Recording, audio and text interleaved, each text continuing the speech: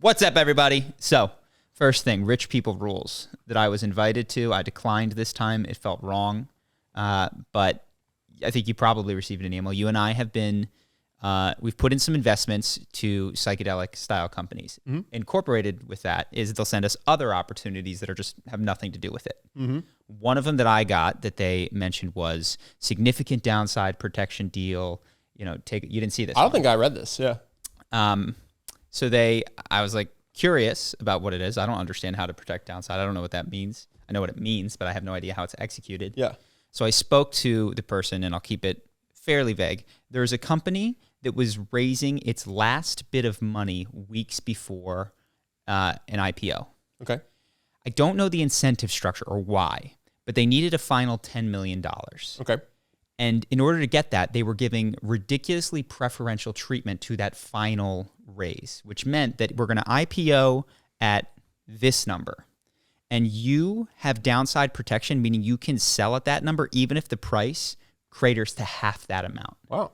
Does that make sense? Huh? So it's like you can only lose money if you watch it go down, don't sell, and then sell for significantly below already half off. So if it's $100 and it goes to $50 and you sell at $40, you still can, you only lose like 10% of your money or something like that. This came from a VC firm or from the guy From who the did people SpaceX? that one. SpaceX people. Yeah. Got it. Yeah, I don't check look at those random anymore. ones. Yeah. Because there's a lot of random stuff. So I was trying to understand it, and he ran me through and he explained it to me. He's like, here's the odds. Chances that it goes up are small, 10 to 20%, but we could make a significant amount of money if it pops after IPO. If it goes down, we don't do anything. This is a trade that we're going to execute within like 30 days because there's a lockup. And then he wrote me back later. He's like, actually, no lockup. We can sell immediately. There is no possible universe, basically, where we lose money on this and we might make money. Now, that's nice. So the only people that can lose money are the people that invest in the stock. Exactly. That's great. That's great. You can just externalize your risk of loss to those people that don't know any better. So I was like, and it came with this, forward looking what we plan to do in 2023, 2024. I was like, just to be clear, this investment thesis has nothing to do with it. Yeah. He's like, no, nothing. Yeah. So I elected not to for the reason that you said. I was like, this feels, even though my greed is activating and I feel it. You had a nice chance to rob suckers. It was like, dude, this isn't the same game. Yes. It's just because some banker has some upside when he raises X amount of money prior to IPO, it's worth it for him. I don't know who's getting screwed here, but if it's not me, it's a zero-sum game and it's somebody else. Yeah. No, I always appreciate, because I went to Wharton. You know, a lot of the stuff I was taught was to do stuff that gets you good returns. So I always appreciate your investment thoughts as kind of an outsider. Like we were looking at something totally unrelated. It was a business that's going to open up facilities that have saunas plus ice baths plus sound baths, mindfulness. And I was like, what are you thinking? And you're like, I don't know. It's something I want to see more of in the world. So that feels like a good thing. I was like, damn, that's a really good reason to invest. And it ended up being one of the main reasons I invested. I was like, yeah, this is what I want people to put their money towards creating. And I'm a people and I have money. So I should put my money towards creating it. It's wild. I found that to be it sounds obvious, but no one really talks about investing like that. Everybody talks about returns and multiples and stuff. And yeah, I just pretty instantly, like that day, just wrote the company back and was like, I'm in. Yeah. Because I thought that made a lot of sense. Well, there's a sad ending to the story. What happened is it went up 50% and they sold. Yeah. And I was just like, playing my way does not. Oh yeah, you'll make less money. Win. You'll make less money. But we knew this. I knew. The way to make the most money was to make billion token. You know, and yes, we will hopefully have, through ethical decision making, a life of enough. Exactly. And you will never be the richest person, but you sleep well at night and you don't hopefully harm other people, and you can still have more than enough. And that's kind of where I hang my hat. But it's definitely not the way to like win the game of wealth accumulation if that's your only goal. No, and I already have more than enough. And it's interesting how quickly, because you did investing in finance undergrad, and that was your training, and I did philosophy. And it takes a strong bulwark to fight against this stuff. I kind of feel like, because I am extremely tempted, and I'm sure there's areas where I've already caved. but I just noticed that I was like, that lurching forward towards winning. And it's also, it gets so divorced from that question of what you want to see in the world. Can I tell you my greatest strategy that's helped with this? I never check. Once I decide not to invest in something, I never check how it's going. And that's been a really good mental health policy so far. Yeah. So if I look at a company and I decide not to, or if someone shows me a private investment, I don't do it. I just pretend that it never happened and I never look back. Sure. So that's what I would recommend. Yeah. So I'm trying to do no quick trades, invest in things that you want to see on average. Now, I definitely have some index funds that include things I'm sure I wouldn't support. But it's crazy, man. I told you this one story. I'll briefly repeat it, that I was recommended another investment firm. And it was totally, I super appreciate the recommendation, but how I don't think the person who recommended it to me would support one of the companies that was their big winner. I think, I don't know, can I say it? It's in the ATF fund, which is like arms, tobacco, or what is the A? I don't even know. Alcohol, tobacco, firearms. It's like something that you don't necessarily want more of in the world. Right, but it's done well for them, and so they were going to take your money and invest it in. Yeah, and we're trying to help, and without, I think, and I don't mean to be critical, thinking about how it was made. It's like this surplus of money came from giving people products that made their lives worse. Yeah, and I get it. I totally understand that there's like no voices out there saying that's not what you should do, that money should not seek high return, that it should, and even the ESGs, which is the environmental sustainability goals or whatever, I don't even know the things, but there are categories of assets that you can buy that supposedly are good for the environment. It's totally gamed. It's total Yeah. Well, I think we've talked about this briefly, but I think that people sometimes carve out business from their ethics. And so they're like, I would never lie to a friend. I would never lie to a spouse. But, business is a game, and there's winners and losers, and you play to win, and they just throw away the ethics they apply to their regular life. And I think investing is probably similar, where it's just like, do you want, let's say just hypothetically, do you want more people smoking cigarettes in the world? No. Do you think that the world is better off if we double how many people smoke cigarettes? No. Okay. Do you want to invest a large sum of money into the cigarette company? I have a good feeling it's going to go up in the next 6 months. Yeah, sick. That sounds great. And it doesn't even connect necessarily, because I think people partition off for some reason the different aspects of how they're making money, where they're investing their money, and how they think the world should operate. Yeah. Well, this is, I think, the problem with our brains in a global economy, which is this, they talk about, if you were walking past a lake, would you jump in and save the drowning child? And everybody's like, of course I would. It's like, okay, well, there's children that are dying on the other side of the world. Would you spend $5 to do it? And once you multiply the scale and the distance, it becomes paralyzing and totally abstract. And the answer is like, I'm not even bothered. I think it's 10 cents. I mean, we often talk about charity water, but if people want to look at the Against Malaria Foundation, I think it's called, or Against Malaria Fund, it's just 2 guys run it. It's super small scale, so they can't handle massive fundraising. But I believe it's the cheapest way to save a life. It's like 10-cent mosquito nets that they send over to families in Africa that prevent malaria, which is massive, Yeah. And so, you're talking about, you wouldn't walk past a drowning kid. Would you save a kid across the planet? And I think people can think maybe that's super expensive or time intensive or something, but there are these ways where you can just donate $1 and make a big difference. Yeah. Well, I think, and this is not a criticism, but one of the ways I believe that the AMF is able to get their costs down so low is because they don't deploy often. You imagine that the more often you go with the money, the higher the cost per unit. Well, this is why we do charity water. So super hyped about it between us and you guys. We've given them over $1 million.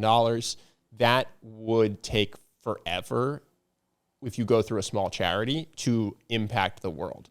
And so charity water is cool because they're relatively cost effective. They do a high impact issue, and they can also put it to work. They have the infrastructure to take $1 million and get it out into wells. So I like the Against Malaria. I don't remember what the F stands for, but Foundation. Foundation. You want to talk about misogyny? Sure. Pros and cons? Let's start with pros. So Andrew Tate, he's a guy. Yeah. You won't hear about him anymore. Yeah. He's certainly going to be silenced. He was a guy. He's been kicked off of everything at this point. He's been kicked off of Facebook, Instagram, then TikTok, and now YouTube. No, YouTube. Yeah, I was hoping you hadn't seen this. Surprise. That is not... Oh, man. It's huge. Yeah. So this guy, so for people who don't know, we'll start with the basics. Andrew Tate says some fucked up shit. Let's just get that out of the table. This is not about him being a good person. I would never make that argument. He says things that people don't like on social media. Facebook and Instagram, owned by Meta, banned him and deleted his content, saying that it broke their terms of service because he promotes misogynistic views that he says negative things about women, and that breaks their terms. TikTok saw that and followed suit. That was the one that actually mattered because a lot of his money comes from TikTok. YouTube did not follow suit initially and then did today, I think, ban Andrew Tate and Andrew Tate content from being resyndicated on YouTube. So now he's effectively been deplatformed from everything. Holy cow. Which is really interesting. I am curious about the philosophy behind that. I think even if you were someone who likes that outcome in the world, you do want to be careful what policy you endorse, because I think as we saw with like executive orders, everybody was really excited when Obama kind of went hard at executive orders to get what he wanted done in the world. But then Trump came into office and all of a sudden everyone said that we don't want executive orders being used like that, or vice versa. They hated Obama and they liked Trump. So you want to be careful what policy in general you endorse. And it's an interesting policy. We are going to ban this guy from every platform because we think what he says is bad for children to watch. Insane. So that's the mindset. So I thought that was interesting. I was like, what did I listen to when I was 12? Because they're talking about he gets in and he's like raising a generation of misogynists and radicalizing them in the manosphere. He's getting to like 12 to 18-year-old boys and he's going to train them to treat women poorly. So I was like, oh, that's interesting. Like, what would that look like if you applied that all around? I was like, oh, well, when I was 12, I listened to DMX. He's got that song, Bring Your Whole Crew. Let me listen to it and see what that was about. I remember my parents walked in on me listening to it. They broke the CD. So I was like, it must be pretty bad. That's what I was listening to when I was 12.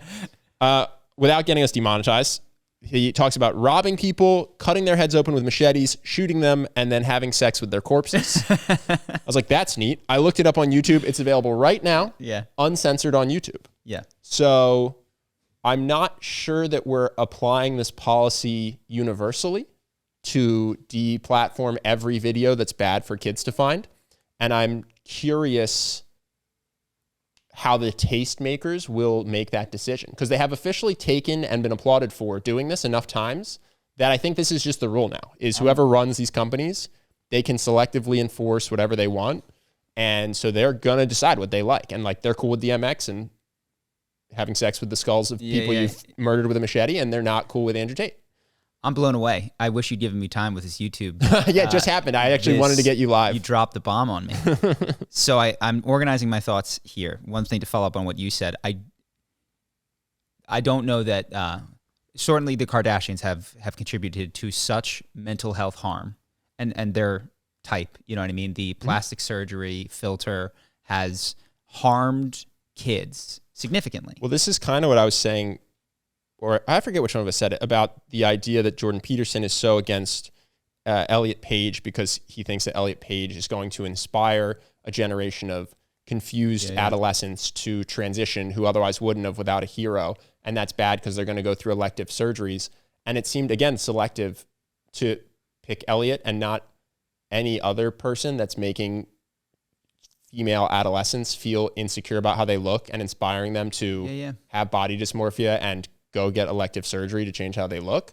And it's not a perfect one-to-one parallel, but I'm like, if that's your fear and that's why you allegedly hate Elliot Page so much, you should be furious at a lot of people on Instagram and a lot of celebrities who have unattainable looks without plastic surgery. Yes. So, and now zooming out. So my thought prior to this was I do really not like when people compare Twitter to the town square, because I don't think that any single social media platform effectively can remove you and silence your voice. When they act in this illusion, Kabbalistic manner, when they had a good Trump voice. Illusion. It doesn't need to be any sort of secret thing, but they all virtue signal to one another. They test the feedback that the other one got, and they effectively act as a group. So this is not what happened with Jordan Peterson. Jordan Peterson has had more of a voice than he did prior to his Twitter exclusion, because he's exploded on YouTube, you know? And I think that is like, I want to protect the right of private companies to say, not you, not you, but when it's all of the mass communication tools move together, then I go, this is effectively the town square at this point. You have removed this person, and I don't think isn't strong enough. That is not how we need our laws set up to allow for this sort of thing. And it's super clever. I mean, the idea is you set a terms of service that a lot of people violate, and then you don't enforce it until you want to. And so Instagram has a terms of service. I was curious. I was like, let's look up some of these companies. So this is verbatim. You may not post nude, partially nude, or sexually suggestive photos on Instagram. You may not. You can be kicked off and should be kicked off Instagram if you post any nude, partially nude, or sexually suggestive photos on Instagram. So that's where we're at in terms of what the terms of service says. And then everyone just think about their Instagram experience. And they can kick you off if you violate any. That's just one thing. Anything on their terms. But they don't 99% of the time. So they've effectively given themselves the right to be a complete editor to their platform without losing their platform status because they just make the term something that half the people violate.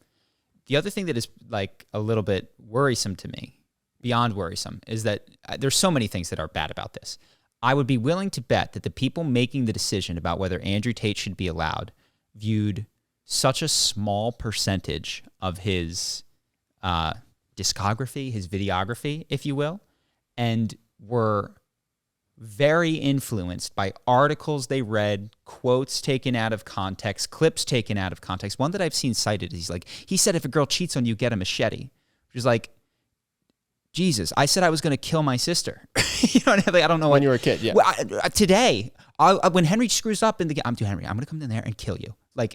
And then I did. And then I had to bear no, I actually haven't said that in a while. But you're right. When I was younger, the things that I said were ridiculous. The things that I said that I would, if I followed through on, would make me an absolute horrible person, would need to go to jail. Yeah, no. Well, he's also, I get why people don't like him. He's purposefully inflammatory. Like he's trying to walk through, in one example that I saw went viral, an explanation for why women's self-defense in his mind is overrated because he, a trained fighter, could never be stopped by a trained female fighter. And he thinks there's like a sliding scale of which, if you're big enough, if you're 270-pound bodybuilder with no training, how much training would a woman need to actually be able to stop you? And he's trying to just point to the fact that physical differences matter. But of course, because he's trying to go viral and be controversial, he says it in the absolute most offensive way. He's super visceral and disrespectful.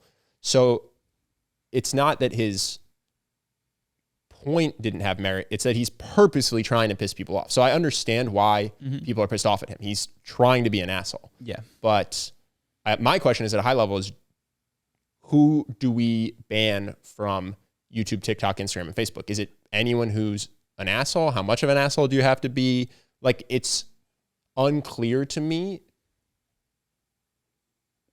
why this rule doesn't result in every person who makes music that glorifies violence or cheating or drug abuse to be instantly displatformed on every social media. As misogynistic. If you sing a song, if you're just a rock star who sings about abusing drugs, running through women, and, probably hurting their feelings along the way and glorifying it. Yeah. Why aren't you being kicked off of Instagram, Facebook, TikTok, and YouTube because you're a bad idol for kids?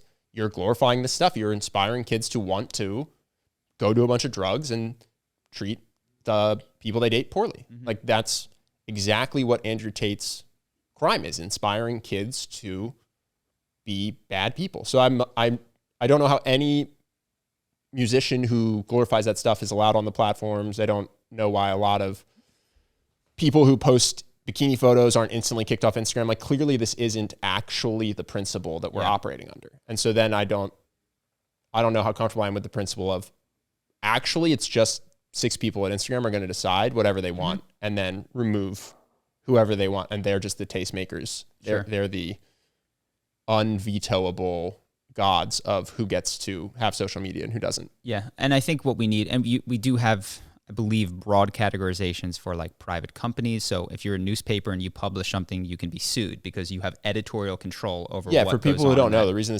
this when I said it was a platform, it's because they have so much protection legally to not be held responsible for what's on their social media sites, and they get that protection from the law because they have said they're not editing the content. They're not responsible for what gets put on there. And that's why they don't get sued every time there's a copyright infringement lawsuit. The creator gets sued. Yeah.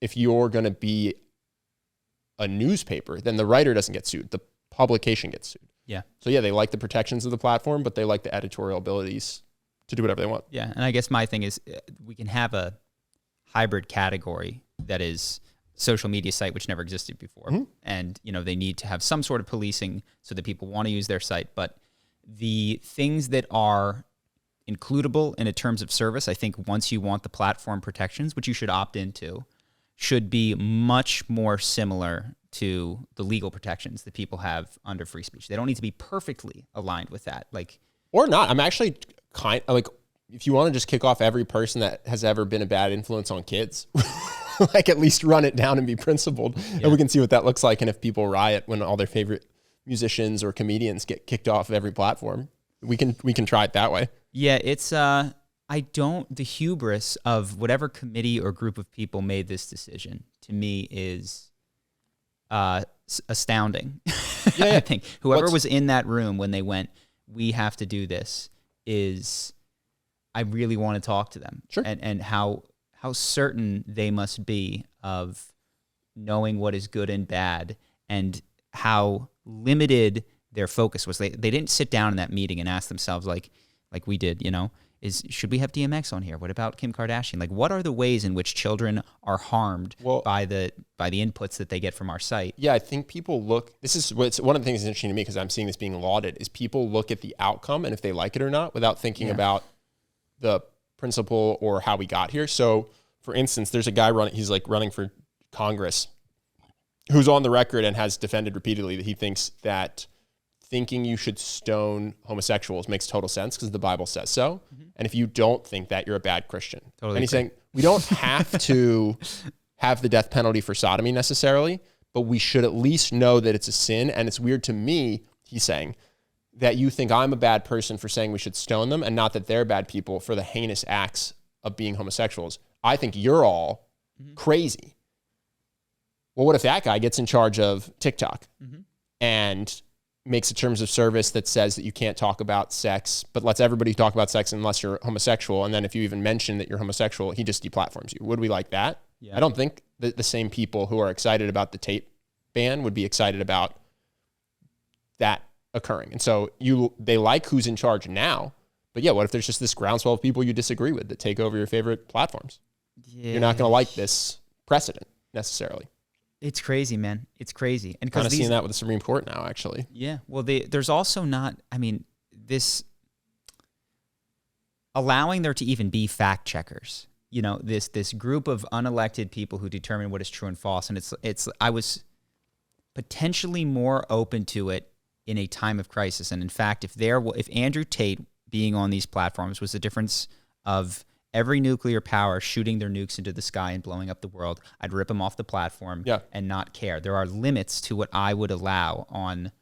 Go ahead. Can you clarify what you mean by fact checker? Because like I think of Snopes, and I like Snopes. It's a site that I trust that's probably wrong some of the time, but where I can go when I see viral stuff that I don't trust for being out of context to fact check. So when you say fact check, do you mean people Snopes, within these organizations who decide what goes underneath the YouTube videos related to COVID? They decide what goes underneath the YouTube videos related, and it's going to expand, obviously, related to misogyny or inceldom or whatever it is that interject their understanding of the world into every conversation. Was it true, or did it end up being fake that Google was making it hard during the initial Trump election to find Hillary Clinton stuff that was negative about Hillary? Like you had to really hunt down. You couldn't autocomplete like Hillary Clinton Benghazi. I don't know what the result of that was, but I did type it in myself, I think. And didn't you have something with Steven Crowder too, where you were looking for a specific Steven Crowder video? There was a period of time where his stuff was you had to. I was doing my video on him, and it was very hard to search Steven. It still might be the case to search his stuff. I think you want to leave space for weirdness in algorithms, but it was tough to I was typing in exact change my mind things that were very hard to find, and it was at a time where he was under fire. I don't know if that was an individual who got in there and tweaked the algorithm, but that you want to have a group of people deciding. I'm going to zoom out a little bit.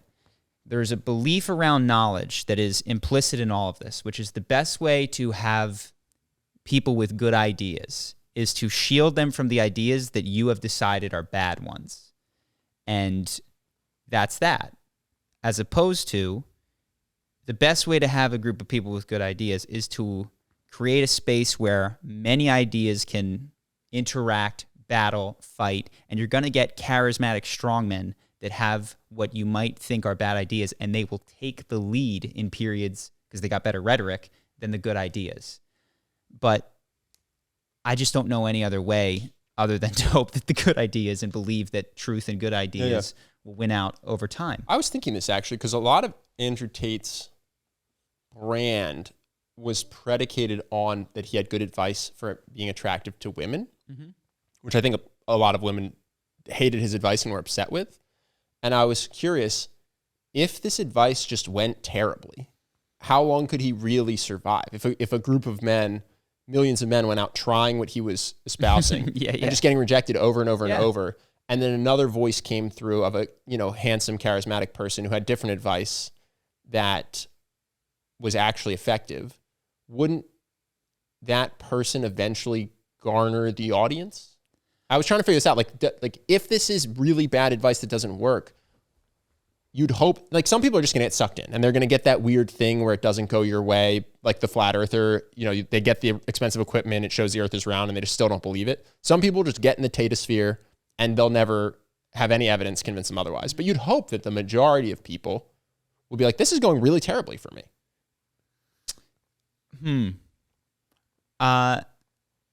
If I said the best way to shoot a basketball in-game was underhand, and I was really charismatic about it, and then someone else said, I think you should probably shoot overhand, I think that I would have a brief moment in the sun at best before everybody went out and got blocked shooting underhanded from three and went, this guy's wrong.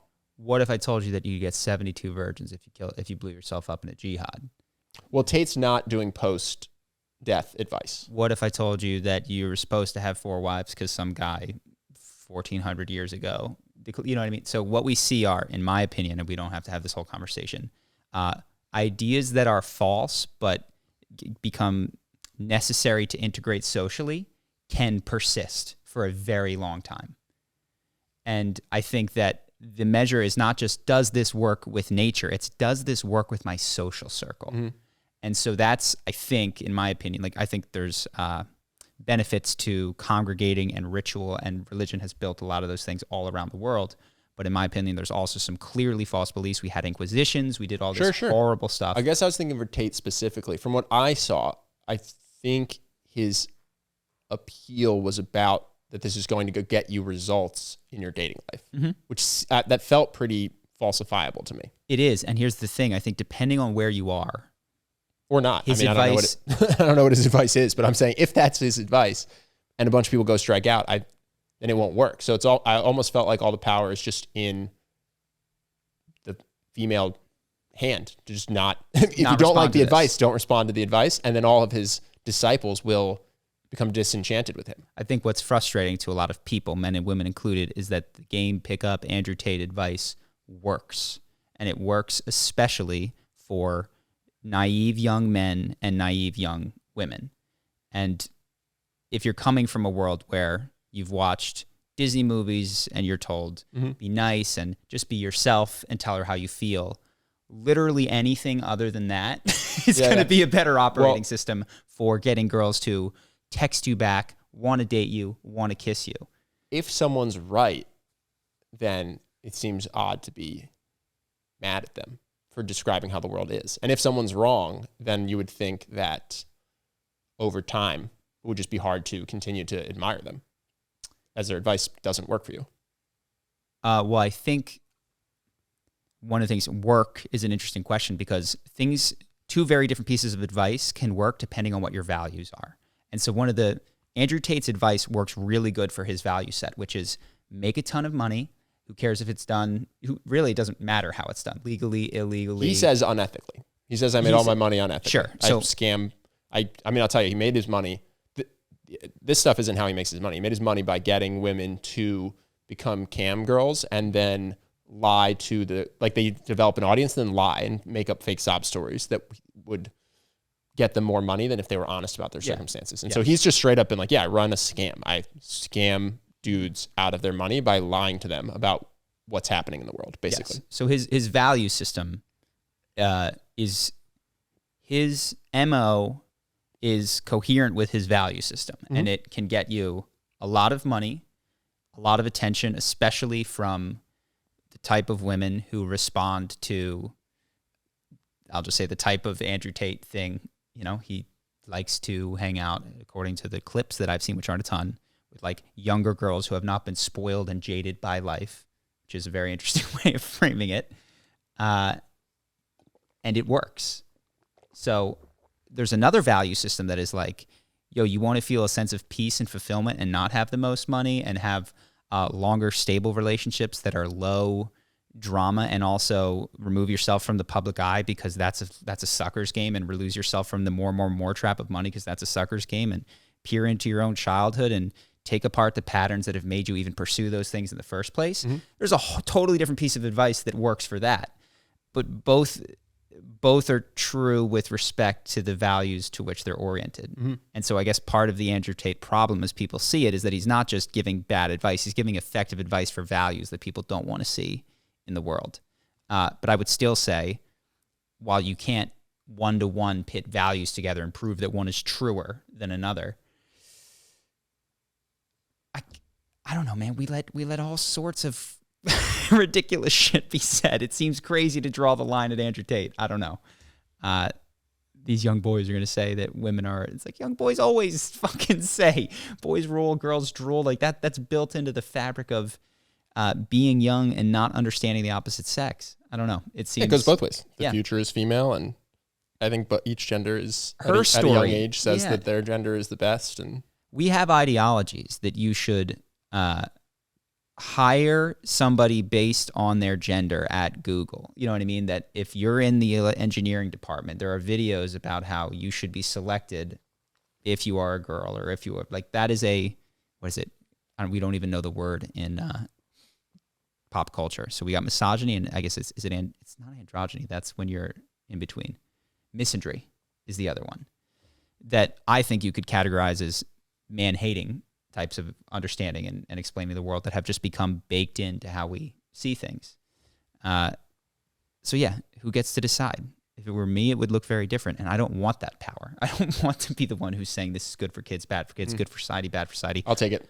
I want to be the guy who talks and tries to persuade you this way, and you can agree, disagree, do whatever you need to. So yeah, it's fucked. I wish that they hadn't made these decisions. I feel like the good news is they seem to be paving the way for their replacements in this Web3 era. It might take 5-10 years, but they're in the like fat cow cash grab. Yeah. Short term, they're going to go. Want. They're just going to do more and more. I think. Yeah. I think short term, this largely gets applauded. No one's particularly concerned with principles or like, hey, what would happen if this was used in a way I didn't like the outcome of? They're just like, I like this outcome. Yeah. So Alex Jones gone, we like that outcome. Tate gone, we like that outcome. Trump gone, we like that outcome.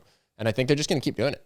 And I think it'll be like that for a long time. And I think probably the pendulum has further to swing before it swings back, would be my guess. Yeah. You get to disaffect quite a few people before it affects your monopoly. You know, like you can piss off the Trump people and the Alex Jones people and the Andrew Tate, and like Truth Social is not going to really be a competitor. But keep this up and you will have alienated. Like I officially feel I'm on YouTube. I'm open to to other options that are competitive with YouTube, but they're going to have to be competitive. I'm not going to be the first one on it. Some sort of digital freedom platform. I don't even. So, what else you got? I have only, I think, one other thing. Feel good story. Dennis Rodman says he's going to Russia to seek the release of Brittany Griner. So that problem's solved. It's exciting. Yes. Oh, this is related. This is, well, I don't want to interrupt. No, that's all I got. It's just a feel good story. Yeah, we're all done. He went to North Korea. He's ready to make friends with Putin. Yeah. Good for him. So we'll see how that plays out. This was about revolutions, counter-revolutions, and counter-counter-revolutions. So counter-counters.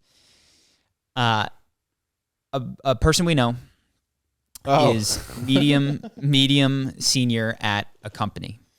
he is a white male. And when he was hired at this company, there was upset in the ranks that were like 10 years younger. The activist young ranks were upset. He did good work for them, but the pressure from below continued to mount, not just against him, but about policy in general. And you have to hire this type of person for this role. And he's like, but you know, that I'm hiring people. I'm trying to be race, gender blind, and this is the best person. And that's like, doesn't matter. The senior people above him were kind of laying down and taking it and allowing it to happen. He tendered his resignation. They asked why. He said, I'm not wanted here, and I'm not allowed to do... Well, one thing I'll touch on, because we kind of breeze over it. But so one of the... So they hired this guy because he was willing to take a big pay cut, because he liked the mission of the company. But pedigree-wise was far better than what he was going to get paid and what this company could go find in the open market. Yeah. So they hired him without doing a full search. He just contacted them, or they contacted him, and they were like, yeah, fuck yeah, if you'll come here, we'll take you. The people under him didn't like it, so they said, okay, we have another position filled. You guys go fill it. Go do a full search. We give you do whatever you want. Like, don't interview any white people if you want. You can't break the law, but like, do it your way, however you think we should have done it, and let us know who you come back with. And they couldn't come back with anyone close to the qualifications of this person.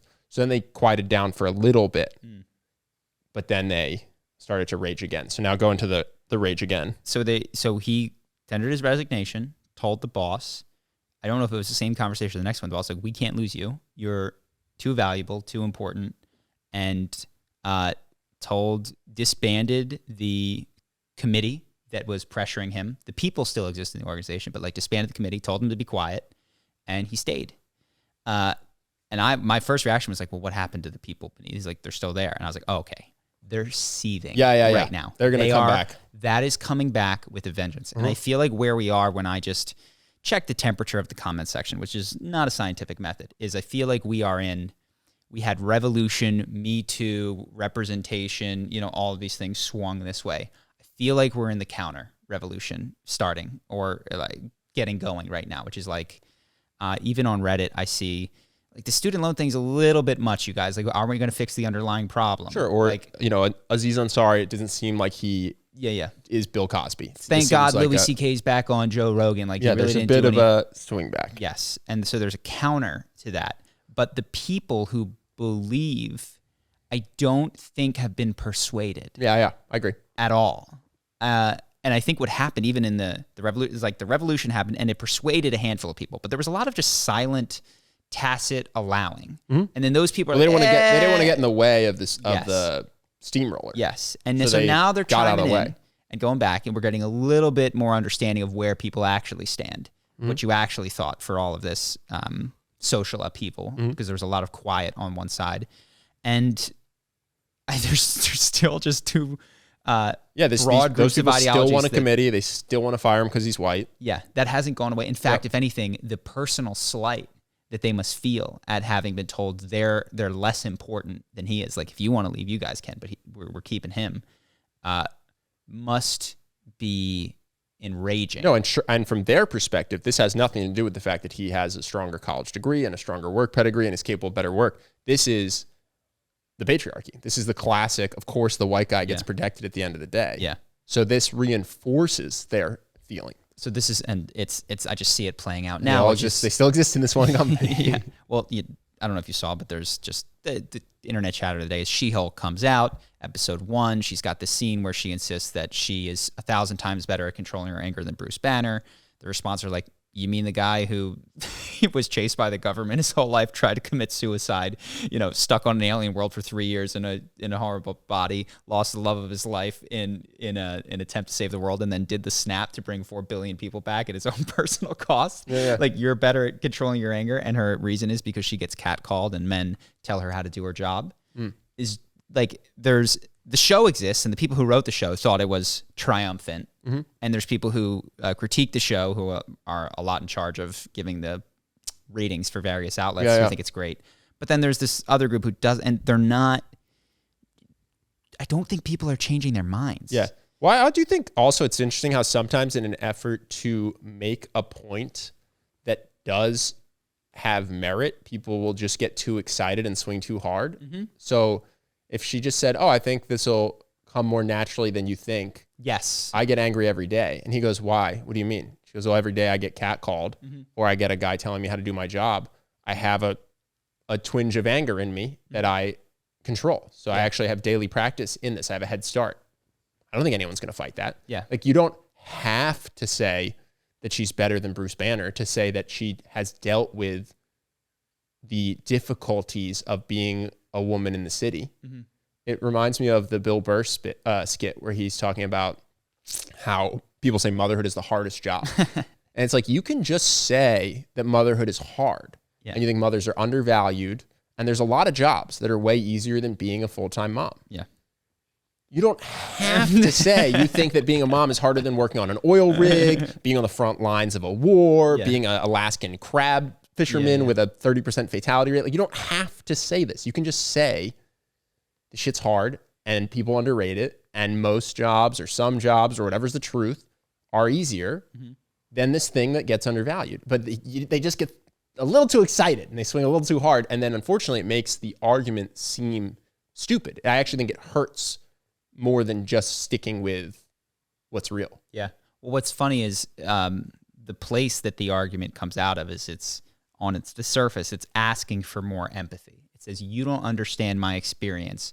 You don't know the struggles that I have. How could you? You're not in my position. What it refuses to do is extend empathy and say, that makes me think I probably don't know your struggles. I'm not in your shoes. I haven't lived your life. That's a head scratcher. And instead there's this class of people that need to extend empathy, and you know which one it is in any sort of dichotomy that we have now with social justice, and a class that needs to receive empathy. But there is not a mutual exchange of individuals going, holy shit, you know what's pretty human? To estimate that you've done more than 50% of the chores at home. To be sure that you are chipping in 60 or 70.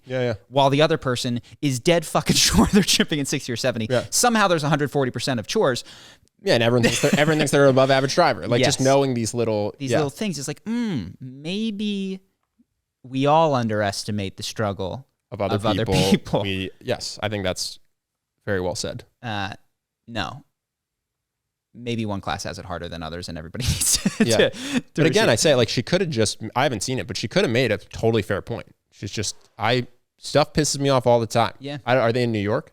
She's in a big city. Sure, whatever it is. I'm a woman in a big city. I'm constantly getting aggravated. So I have a daily experience of controlling my anger. Sure.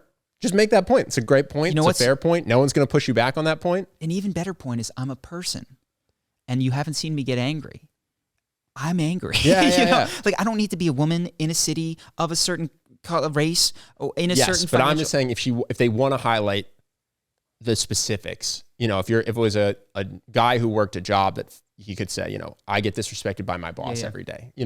Like, I'm not saying that there's not things that anger dudes every day. I'm just saying you can make the exact same point that the writers were trying to make. Yeah. If you do want to highlight, you're like, we want to highlight that catcalling happens and is annoying.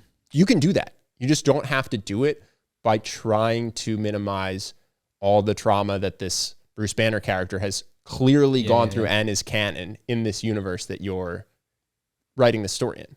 The point for me of, and I don't know which is, the point of like most limited statistical empathy in this thing was, if I do get angry, I could even get murdered, which is, I don't know the rate of times men get angry versus times men get murdered compared to times women get publicly angry to times they get murdered.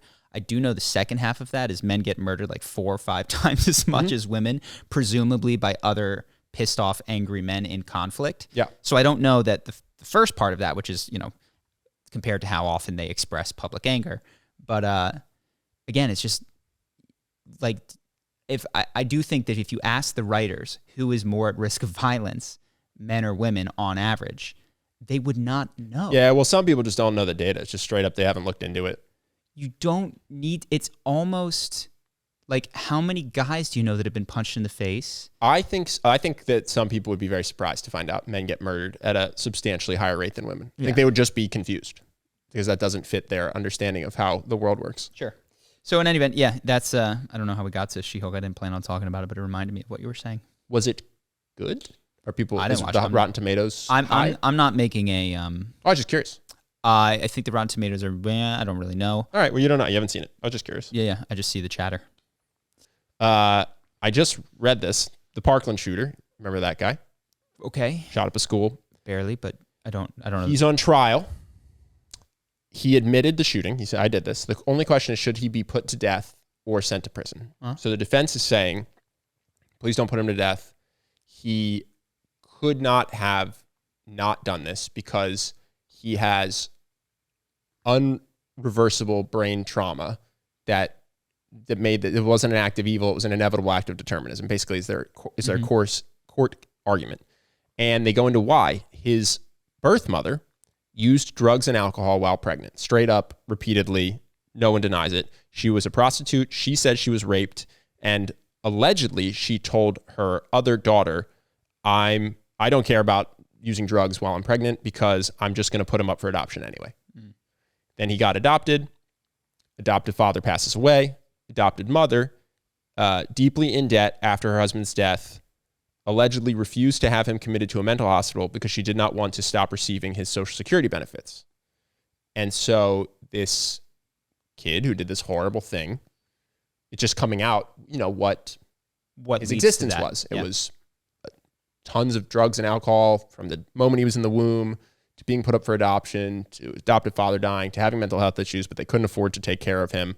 And then he does this horrible thing. And it's not an excuse for the horrible thing, but I just thought it was just another thing that hammers home. You don't know what's going on. And, we don't really fully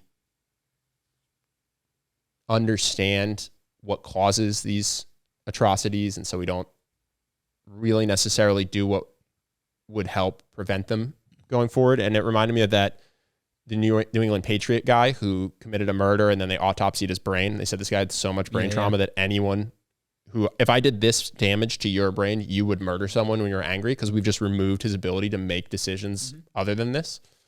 And yeah, just sucks. I don't really have a takeaway, which is why I don't know where the conversation will go necessarily, but I personally thought it was a good reminder of how everybody's life leads them to their circumstances.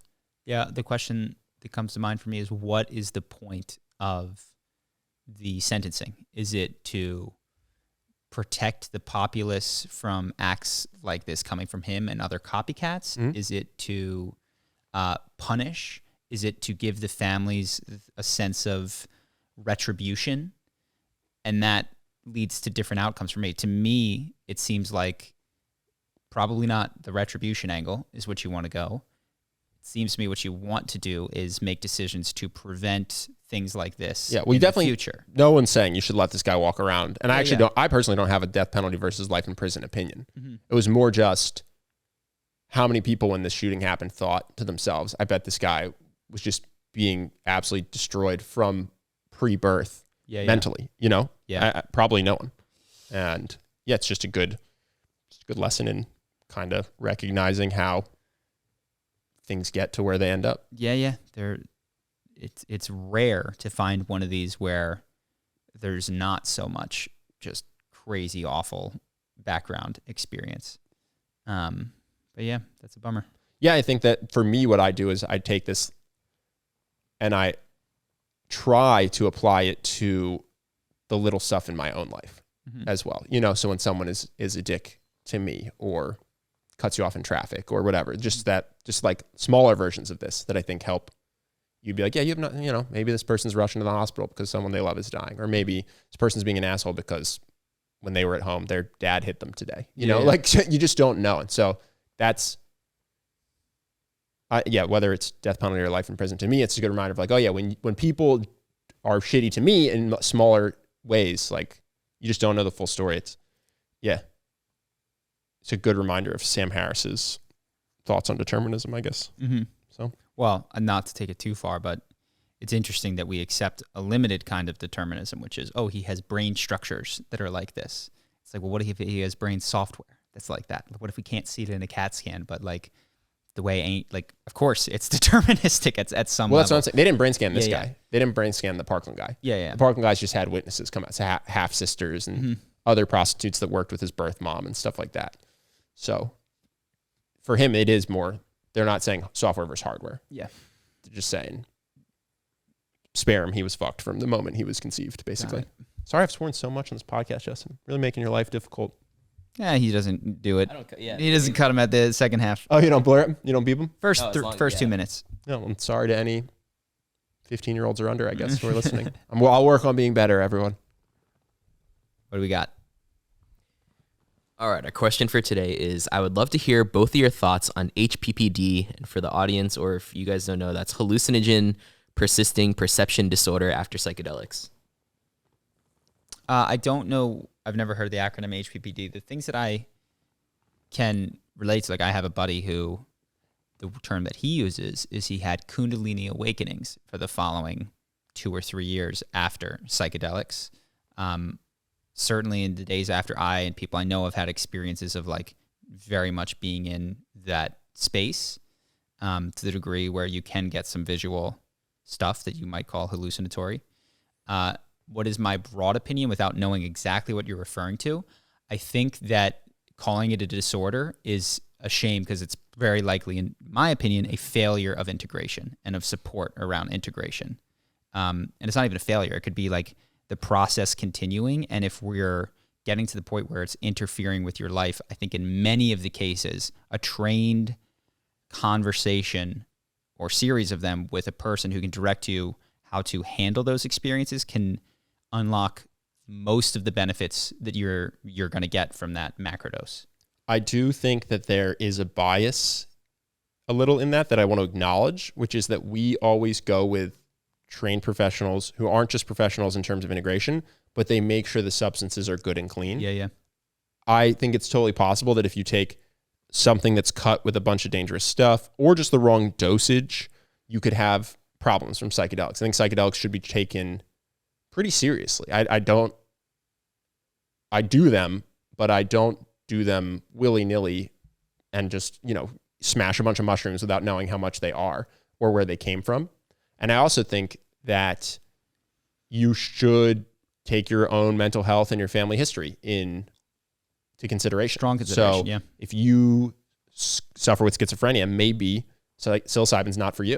Mm-hmm. If your parents have a bunch of neuroatypical stuff, I think it's worth talking to a professional to say, hey, when this happens, does this put me at risk more when I do LSD? Mm-hmm. So yeah, I think it totally makes sense that there could be people taking stuff cut with garbage, way too much of something, or not working with a professional and telling them upfront what they already have that psychedelics could not be right for. I think they're right for a lot of people. I think once they're legal, a huge part of the population will take them and benefit from them, but definitely not 100% and definitely not without guidance from a professional. There needs to be no's in the intake. There needs to be, this is not right for you. There needs to be a lot of that. Or just MDMA for you, Yeah. just ketamine for you. We're not going to do psilocybin for you. Mm-hmm. Yeah. Nice. Cool. Let's move to Patreon. What do we got? We're going to talk about overcoming a shopping addiction, if you should be suspicious of your girlfriend's male best friend, and then whenever you should try to, quote unquote, win over a girl that isn't interested. Cool. I like it. All right, if you guys want to see that, link in the description. I always forget to say that. Any dollar amount is really what funds the heart and soul of this podcast. It all goes to Justin. We haven't ever taken a dime from this podcast, and if one day if we do that, it would be great, but it's not looking like it. It goes to Justin. It all goes to Justin, and that's okay. So it keeps us going. We appreciate all of you guys on Patreon. Any dollar amount, starting with I think $3 a month, is what does it. Gets you access to all of these questions plus an entire back catalog. Yeah, basically double the content every week. Mm-hmm. We've got like 88 episodes out right now. Yeah. On Patreon. Yeah. Wow. Nice. So we're going to hop over there now. We appreciate all of you guys